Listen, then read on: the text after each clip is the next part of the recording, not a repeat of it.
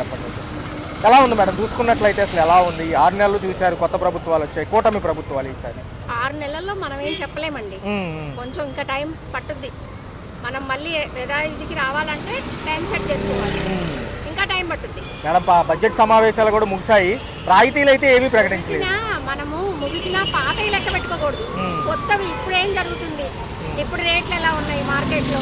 ఇప్పుడు మేము కూరగాయలకు వచ్చాం, 500 పెడితే సంచిలో అడుగు కూడా రాలా. ఎటువంటి రాయితీలు ప్రకటించలేదు ఈ నిత్యావసర సరుకుల ధరల మీద. ఏమీ రాలేదు, ఆయన ఏమి ఇవ్వట్లేదు. మరి ముందు ముందు చూడాలి ఆయన ఏమి ఇస్తాడో. మేడం చూసుకున్నట్లయితే వాలంటీర్ సెక్షన్ పక్కన పెట్టారు, ఏదైతే ఉందో వాళ్ళు లేరు, అయినా కానీ సచివాలయం స్టాఫ్ కి అటాచ్ చేశారు ఈ వర్క్లన్నీ. వాలంటీర్ ఉంటేనే బాగుందండి. ఇప్పుడు మా నాన్నగారు ఉన్నారు, ఆయన మంచంలో నుంచి లేవలేరు, ఇంటికి వచ్చి పింఛన్ ఇచ్చేవాళ్ళు. ఇప్పుడు సచివాలయంకి వెళ్ళి తెచ్చుకోవాలంటే కష్టం కదండి. ఆయన మళ్ళీ కూడా ఒక మనిషి తోడుగా ఉండి తీసుకెళ్ళాలి. పనులు ఆపుకొని వెళ్ళలేం కదా. ఇప్పుడు మేము పేదవాళ్ళం, ఏ రోజు పని చేసుకుంటే ఆ రోజు గడుస్తుంది. అలాంటి వాళ్ళకి కొంచెం ఆయన సాయం చేశాడు, మరి ఈయన ఏం చేస్తాడో తెలియదు. అయితే లోన్లు, డ్వాక్రా రుణాలు కానివ్వండి, ఇవి రైతు భరోసాలకు సంబంధించి కూడా ఇంకా ఏమీ తేలలేదు మేడం. ఇప్పటి వరకు అయితే ఏమి అవ్వలేదండి. ఇది మీద ఏం చేస్తారో మనకు తెలియదు. రాబోయే కాలం ఎలా ఉండబోతుంది? అమరావతి పోలవరానికి ఈసారి కేంద్రం గట్టి సపోర్ట్ అంటుంది, మనం వార్తల్లో చూస్తున్నాం, నిజమేనంటారా? అది మనం చెప్పలేమండి. అది వాళ్ళ అందరూ కలిసి చేసే పని. చేస్తే న్యాయంగా ఉంటుంది, చేయకపోతే ఏ ప్రభుత్వం అయినా చేయాలనే కోరుకుంటాం. ఫీజు రీఎంబర్స్మెంట్ కానివ్వండి, విద్యా దీవెన, నాడు నేడు, అమ్మకు వందనం సంబంధించి ఏవి రిలీజ్ అవ్వలేదు. ఎలా అనిపిస్తుంది మేడం? అంటే అకాడమిక్ ఇయర్లు కూడా స్టార్ట్ అయిపోయినాయి. అంటే అవుతే బాగుంటుంది. అమ్మకు వందనం ఫస్ట్, తర్వాత మిగతా అన్ని తర్వాత విషయం అండి. పిల్లల ఎడ్యుకేషన్ ఫస్ట్ కదా, పిల్లలు చదువుకోవాలి. పేదవాళ్ళకి అది ఒకటి ఆయన సాయం ముందుకు వస్తే బాగుంటుంది. గతంలో ఏదన్నా ఒక విషయం కోసం మనం సచివాలయాలకి వీటికి వెళ్లకుండానే వాలంటీర్లు చేసి పెట్టేవాళ్ళు. క్యాస్ట్ కావాలన్నా, ఇన్కమ్ కావాలన్నా, ఇంకేదన్నా కేవైసీ అప్డేట్ అన్నా. మరి ఇప్పుడు ఈ వ్యవస్థ లేదు కదా మేడం, ఇంకా లెగలేని వాళ్ళకి, ముసలి వాళ్ళకి ఇబ్బందే కదా. అవునండి, చాలా ఇబ్బంది. ఇప్పుడు మా నాన్నగారిది ఆధార్ కార్డు అప్డేట్ చేయించమంటున్నారు. ఆయన ఆధార్ సెంటర్కి వచ్చి కూర్చునే అవకాశం కూడా లేదు. మరి అలాంటి వాళ్ళకి ఏం చేస్తాం చెప్పండి?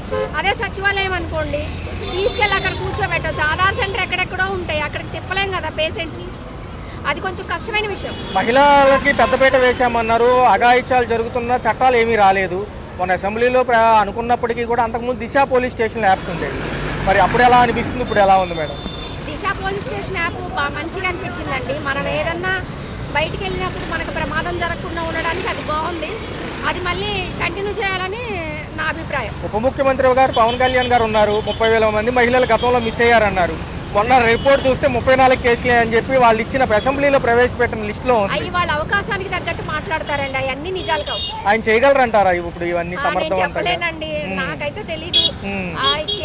చేసే మనుషులు వేరుగా ఉంటారు, మాటలు చెప్పే మనుషులు వేరుగా ఉంటారు. ఆయన చెప్పేయన్నీ నిజాలు కావు, చేసి చూపించమనండి. అప్పుడు ఆయన మళ్ళీ నెక్స్ట్ టైం వస్తాడు ఆయనే. Right madam. బాగానే చేస్తున్నారు, పాత ప్రభుత్వం కన్నా బాగుంది సార్. చూసుకున్నట్లయితే ఒక పక్క ఏదైతే ఈ సంబంధించిన ఏదైతే ఈ యొక్క పెట్టుబడులు అంటారో ఎలా ఉండబోతుంది, ఎలా ఉంటాయి? అదాని అంబానీలు అంటే మరి చోట ఉన్నతున్నది, దానికి మనం ఏం చేయలేము. సరే, చట్టం తన పరంతా చేసుకుపోతూ ఉంటుంది, దానికి ఎవరు చేసేది ఏం లేదు. సార్ ఒక పక్క ప్రభుత్వం మాత్రం బాగానే చేస్తాం. సార్ ఒక నిమిషం సార్, చూసుకుంటే సార్ ఒక పక్క వాలంటీర్లు తీసివేయడం జరిగింది, కొంచెం 5,000 ఇచ్చినా చేస్తాం అంటున్నారు. కాదండి, అసలు ఏం చెప్పమంటారు, వైసీపీ ప్రభుత్వంలో వాళ్ళకి అనుభవం తక్కువ, ఏది పొలిటికల్ జ్ఞానం తక్కువ. లేకపోతే జనం 11 సీట్లు ఎందుకు ఇస్తారు? మొన్న అసెంబ్లీ సమావేశాలు చూశారు సార్, ఈ యొక్క పాత అసెంబ్లీ సమావేశాలు ఎట్లా ఉంది, ఇప్పుడు ఎట్లా ఉంది? పబ్లిక్ మరి ఆపడి ఈసారి అభివృద్ధి వైపు వెళ్తామా? ఎవరు? మనం సార్. ఇంకా అవకాశం లేదు. ఒకసారి చెడిన తర్వాత చెడిపోయినట్టే. అయ్యో సార్, అయ్యో మరి ఎవడేం చేయలేడు. ఒక నిమిషం సార్. సార్ చూసుకున్నట్లయితే ఏదైతే ఈ పెట్టుబడుల విషయంలో మనం ఈసారి కొంచెం ఆశాజనకంగా ఉండొచ్చా ఉద్యోగాల కల్పన కోసం? ఈసారి యువత ఉన్నారు కదా, 3 పార్టీలు కలిసాయి కనుక సెంటర్లో ఉంది కాబట్టి ప్రస్తుతం మనం ఏ స్టేజ్లో ఉన్నాం, చాలా ఆర్థికంగా చాలా దెబ్బతిని ఉన్నాం. ఏమండి, కరెంటు చూడబోదామా, కరెంట్లో ఎవరికి అందిన డబ్బులు అడిగి తినేసాడు. ఏంటి పరిపాలన ఇలా ఉంటే ఎట్లాగా సార్? నేనుంటే కనుక నాడు నేడు, విద్యా దీవెన, విద్యా వసతి ఇవన్నీ ఇచ్చేవాడని జగన్ అంటారండి. ఇవన్నీ కాదండి, అసలు మనకేంటంటే జనరేట్ చెయ్యాలి, ఏది ఎకానమీ జనరేట్ చెయ్యాలి. అది పాత ప్రభుత్వానికి చేత కాలేదు. ఎంతసేపటి వాడు కొట్టుకోవడం, తిట్టుకోవడం, జనాలు విసిగిపోయారు. అసలు అది కరెక్ట్ కాదు. వాళ్ళు ఇంకా ఆ పార్టీ వాళ్ళు నేర్చుకోవాలి, ట్రైనింగ్ అవ్వాలి. అయితే తప్ప ఇంకో 10 ఏళ్ళ కానీ ట్రైనింగ్ అయితే కానీ బయట సార్ పోలవరం అమరావతి ఎలా ఉండదు? నడుస్తున్నాయిగా, బాగానే ఉన్నాయిగా, వస్తున్నాయిగా, పేపర్లో చూస్తూనే ఉన్నాను. ఏదో ఫండింగ్ చేస్తున్నారు అక్కడ. మరి వైజాగ్ లో మరి ఏదో రీజనల్ ఇది పెడుతున్నారుగా, రైల్వే రీజనల్ ఆఫీసు. ఏదో కాస్త డెవలప్మెంట్ కనపడుతుంది కానీ వాళ్ళతో ఫోటో పెట్టుకున్నాక తెలుస్తుంది కదా వీళ్ళు అక్కడ వాళ్ళు ఏం చేశారు, అప్పులు పాలయ్యా వంటకంటే. రైటర్లు ఎలా ఉన్నాయి చూసుకుంటే ఒకసారి పక్కన. గతంతో పోల్చుకుంటే ఇప్పుడు బాగా పెరిగినాయి అంటున్నారు. అసలు చాలా పెరిగినాయి అండి, చాలా కష్టంగా ఉంది. మరి కొత్త ప్రభుత్వాలు వచ్చి 6 నెలలు అవుతుంది. మొన్న అసెంబ్లీ సమావేశాల రాయితీలు కూడా ఏమి ఇవ్వలేదు వీటి పైన. ఎందుకంటారు? ఇంకా పెంచే యోచనలో ఉన్నారా? కరెంట్ ఛార్జీలు కూడా పెరిగినాయి కదా. పెంచనేయండి ఇంకా అంత నాశనానికేగా. పిల్లలకి చదువులకు సంబంధించి ఇంకా పథకాలు ఏమి రిలీజ్ అవ్వలేదు. ఎలా అనిపిస్తుంది మరి? విద్యా దీవెన, వసతి దీవెన, ఈ నాడు నేడు ప్రోగ్రాములు కూడా ఏమీ లేవు. గతంలో స్కూల్ బాగుండే అంటున్నారు. అవునండి, గతంలోనే చాలా బాగున్నాయి. మరి ఇప్పుడు ఇబ్బందిగానే ఉంటుందండి. దయచేసి ప్రభుత్వం గమనించాలండి. ఈ గ్యాస్ సిలిండర్ పథకం ఏమన్నా అమల్లో వచ్చిందా? పర్లేదా? గ్యాస్ సిలిండర్ అంటున్నారండి, ఇంకా ప్రాసెస్ లోనే ఉందన్నారు. మరి ఇక తర్వాత ఎట్లా ఉంటుంది? రేషన్ కార్డులు ఉన్నాయా? పర్లేదా? ఆ రేషన్ ఇంటికే వస్తుందంటారా? రేషన్ ఒక్కటే ఇంటికి వస్తుంది. మరి చూసుకుంటే ఈ రోజు వాలంటీర్లు సమ్మె చేయబోతున్నారు. వాలంటీర్లు తీసేశారు కాబట్టి వాళ్ళు అవసరం అంటారా, అవసరం లేదంటారా మీ ప్రకారం? అందరూ అన్ని అప్పుడైతే బాగా చూసుకున్నారు, ఇప్పుడు ఏం చూసుకోవట్లేదు. ఒక నిమిషం. మరి ఎలా ఉండబోతుంది మేడం? మరి చూసుకుంటే మిగతా పథకాలు కూడా అమలుకి జనవరి అంటున్నారు కానీ డబ్బులు లేవు మన దగ్గర. మరి ఈసారి ఆయన చెప్పున్నారు కాబట్టి అవుతుందా? ఎందుకంటే పవన్ కళ్యాణ్ గారు కూడా ఉన్నారు కదా ఒక పక్క, ఆయన కూడా చేస్తామంటున్నారు. అమల్లోకి వస్తేనే మంచిదని అనుకుంటున్నామండి. మరి పేదోళ్ళని చూసుకోవాలంటే ఎక్కువ శాతం అయ్యే కావాలి. మహిళా సంరక్షణకు కూడా పెద్దపీట వేస్తామన్నారు. ఈ అఘాయిత్యాలు అవి కూడా ఆపుతామంటున్నారు మేడం. మంచిదేనంటారు? ఈ బ్లేడ్ బ్యాచ్, గంజాయి బ్యాచ్ మంచిదేనండి. రైట్. ఇంకొంచెం సమయం ఇవ్వచ్చు అంటారు. అంటే అసెంబ్లీ సమావేశాల్లో కూడా ఎటువంటి రాయితీలు ప్రకటించలేదు. డెవలప్మెంట్ బడ్జెట్ బాగుంది, ఇప్పుడు ఏం బాగాలా. ఈ 3 కుటుంబాలు మోసం చేసి గెలిచిన పనులు ఇవి. అంటే పవన్ కళ్యాణ్ గారు ఎన్నో చెప్పారు వచ్చే ముందు, ఏమీ లేదు. ఆడేమి సాగనీడు ఎవడు కూడా. నీకు పెరిగిన నిత్యావసర సరుకులు ధరలు ఎలా? బాగా పెరిగిపోయినాయి, మామూలుగా లేవు. బియ్యం రేట్లు ఇంతవరకు తక్కువగా ఉండేవి, ఇప్పుడు బియ్యం రేట్లు ఎక్కువగా ఉన్నాయి. ఒక పక్క చూసుకున్నట్లయితే అవి చేస్తాం ఇవి చేస్తాం డెవలప్మెంట్ అంటున్నారు. అంత నాటకం ఇదంతా. మరి జగన్మోహన్ రెడ్డి గారు చంద్రబాబు చేసే మాటలు ఇవన్నీ, ఈ మాటలన్నీ బోగాసి మాటలు ఇవన్నీ. అది సంగతి. ఈ చంద్రబాబు గారు ఏదో లంచం విషయంలో అదాని అంటున్నారు, గుట్టి మాటలు ఇవన్నీ ఏమి లేదు. ఆయన ఏమో నేను జగన్ ఇచ్చే స్థాయి నాకు లేదండి అంటున్నాడు ఆయన. ఇంతవరకు పాలనలోనే బాగుంది. మరి పైన కూటమిలు వీళ్ళందరూ కలిసి ఉన్నారు కదా. ఎంత మోసాలు ఇవన్నీ, కూటాలు కలిసింది మోసమే. 6 పథకాలు అవుతాయి అంటారా? ఏమవు, ఏది చేయడు. మొన్న చెప్పిన దాంట్లో కూడా అన్ని లోటు బడ్జెట్లే కదా, ఎక్కడా కూడా సరిపడా నిధులు ఇవ్వలేదు. మాటలు ఇవన్నీ ఆట చెప్పలేము. ఇక సమావేశాలు కూడా జరిగాయి. ఏదైతే నిత్యావసర సరుకులకి వీటికి రాయితీ ప్రకటించలేదు, ఏమంటారు జనరల్గా? అసలు బాగా పెరిగినాయి అంటారా, సమానంగానే ఉన్నాయి అంటారా? పెరిగినాయి అంటే ఇప్పుడు శ్రావణ మాసం, కార్తీక మాసంలో అన్ని రేట్లు ఎక్కువగానే ఉంటాయి. డిసెంబర్, జనవరి నుంచి రేట్లు పంటలు వస్తాయి కాబట్టి తగ్గుతాయి. రాగానే రాయితీలు అంటే మరి అక్కడ ఖాళీ ఉండాలి, అక్కడ ఇన్కమ్ ఉండాలిగా, ఉంటేనే ఇచ్చేది. రాని కోలుకొని ఉండే మన ఓటు తొందర పెడితే ఎట్టది. ఈ రోజు నుంచి వాలంటీర్లు సమ్మె వైపు వెళ్ళబోతున్నారు సార్. వెళ్ళినా ఏం ఉపయోగం లేదు. ఎందుకు? వాళ్ళ దేశం వాళ్ళది, వీళ్ళ దేశం వాళ్ళది. టీడీపీ వాళ్ళు వద్దనుకున్నారు, వీళ్ళు కావాలనుకున్నారు. ఎవరికి గవర్నమెంట్ వాళ్ళ పాలసీలు అమలు చేస్తుంది. దానికి ఎవరేం చేస్తారు? జగన్మోహన్ రెడ్డి గారికి సంబంధించి అదానీకి లంచం అని ఏదో అంటున్నారు సార్. నిజంగా ఆయన తీసుకున్నారంటారా గత ప్రభుత్వంలో గురించే మొన్న నిన్న చర్చ కూడా? ఏం జరిగిందో మనకు తెలీదు.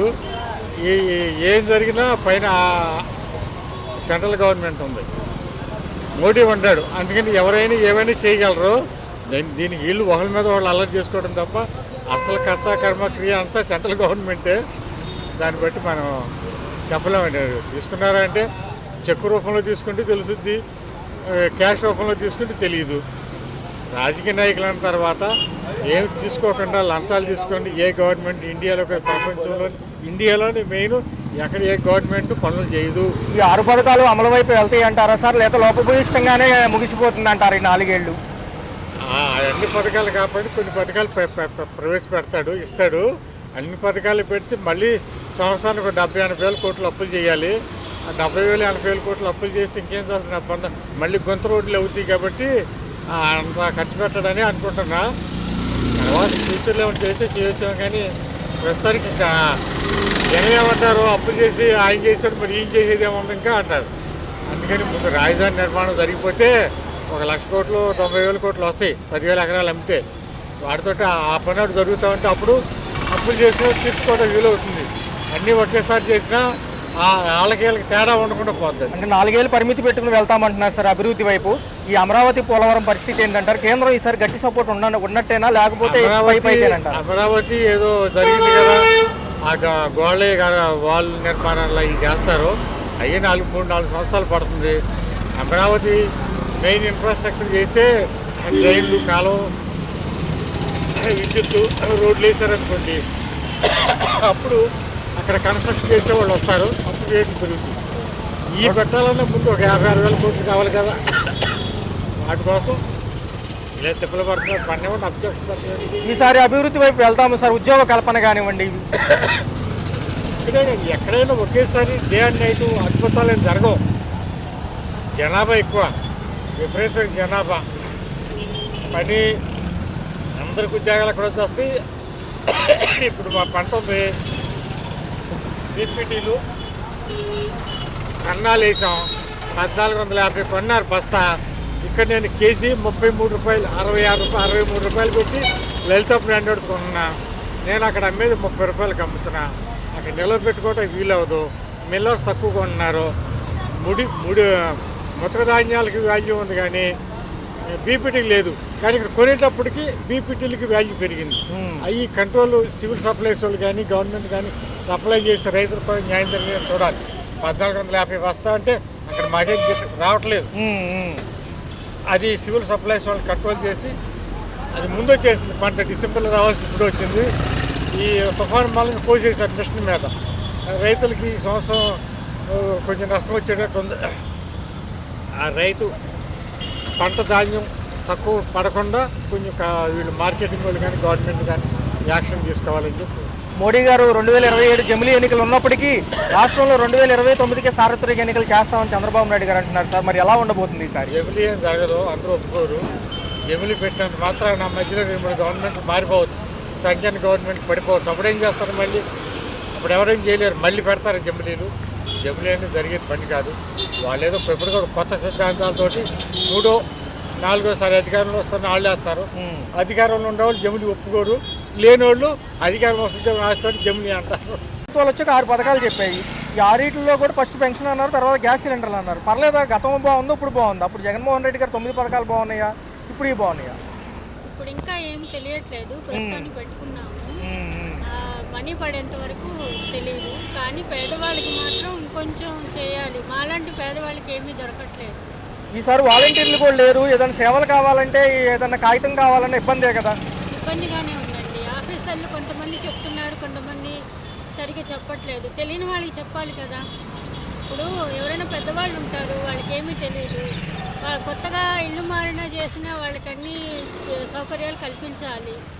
మరి పేదవాళ్ళకి అన్నీ చూడాలి కదా. ఓ పక్క పవన్ కళ్యాణ్ గారు ఉన్నారు ఉప ముఖ్యమంత్రిగా. ఆయన ఎన్నో చెప్పారు ఎలక్షన్స్ ముందు, వచ్చాక సైలెంట్గా ఉంటున్నారు. మహిళలు అగా ఇచ్చారైనా వాళ్ళు ఏం పట్టించుకోవట్లేదు, వాళ్ళకే పట్టలేదు. మరి ఉంటారా లాస్ట్ వరకు వీళ్ళందరూ కలిసి చేస్తారా? ఏమోనండి, ఏదైనా మహిళలకి మంచి చేస్తే బాగుంటుంది.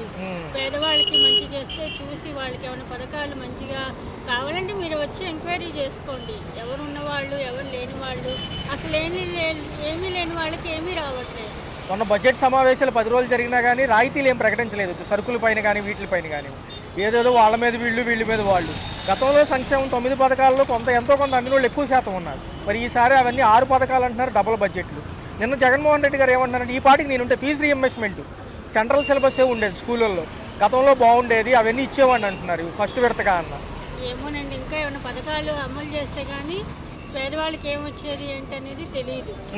అలాంటి వాళ్ళకి మాత్రం చాలా బాధపడుతున్నాం. మాకు ముందు వెనక ఏ ఆధారము లేదు. మరి ఉద్యోగ కల్పన 20 లక్షలు ఇస్తామంటున్నారు. నిరుద్యోగులు ఇంకా ఉపాధ్యాయులు భర్తీ అవ్వలేదు పోస్టులు, దాని గురించి కూడా చెప్తున్నారు. కానీ మరి నమ్మకం ఉందంటారు? 4 ఏళ్ళు అవుతుంది, కేంద్రం గట్టి సపోర్ట్ ఉందిగా మరి ఈసారి? వాళ్ళక నమ్మకంగా అన్నీ చేస్తే నమ్మకంగా ఉంటాయి. పేదవాళ్ళకి చూసి చేయాలి, ఎవరు పేదవాళ్ళ ఎవరు ఉన్నవాళ్ళ అనేది చేయాలి. గతంలో అనుకున్నారా? గతంలో ఏమన్నా ఒకసారి జగన్ది నేను ప్రయత్నించుకొని చేసుకున్నాను. పర్లేదంటారు అయితే? ఒకసారి పెడతారు. Right madam. అయిన వాళ్ళు ఉన్నారు, ఫెయిల్ అయిన వాళ్ళు ఉన్నారు. ఎలా అనిపిస్తుంది సార్? ఈసారి కూడా పథకాలు ఉన్నాయి, 6 పథకాలు. ఈయన మించినాడు ఇంకెవరు లేడు. పథకాల్లో ఈయన మించినాడు ఎవరు లేడు.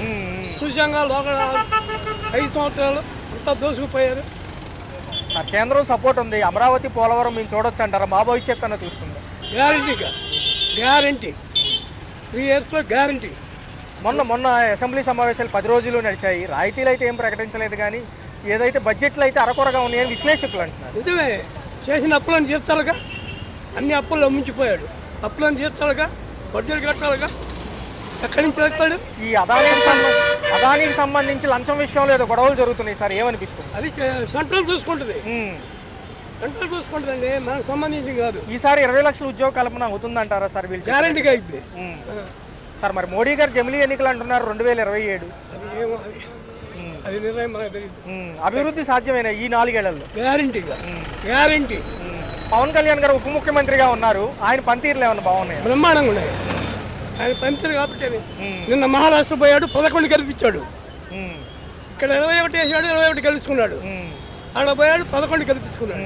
ఇంతకన్నా ఏం కావాలి? విశాఖపట్నమే స్వర్గధామంగా అన్ని అభివృద్ధి పనులతో పాటు పెట్టుబడి లక్ష్యం అంటున్నారు సార్ ఈసారి. అంటే ఒక్కొక్కటి ప్రధానంగా అభివృద్ధి చేసుకుంటూ వస్తారు. నువ్వు చేసిన అప్పులను తీర్చుకోవాలి, అభివృద్ధి ఒక పక్క చేసుకున్నాను. రెండు కళ్ళు. అది ఈ 6 పథకాలకి బడ్జెట్లు ఎక్కువ అయినప్పటికీ ఈ 4 ఏళ్ళు బాగుంటుందంటారా? బ్రహ్మాండంగా ఉంటుంది, బ్రహ్మాండంగా ఉంటుంది, అనుమానమే లేదు.